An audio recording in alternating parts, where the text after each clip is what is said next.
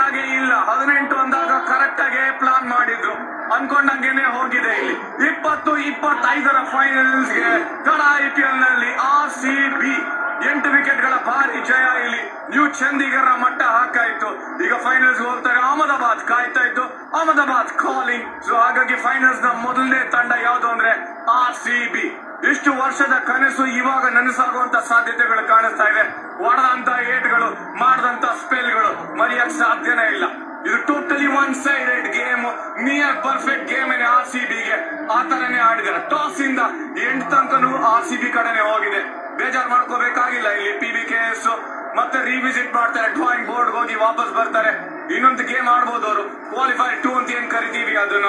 So ಹಾಗಾಗಿ ಅಲ್ಲಿ eliminator ಆದ್ಮೇಲೆ ಕಾಯ್ಬೇಕಾಗತ್ತೆ. PBKS ಆಡಿದರೆ ಪಂಜಾಬ್ ಮತ್ತೆ GT ವಿನ್ನರ್ಸ್ ವಿರುದ್ಧ.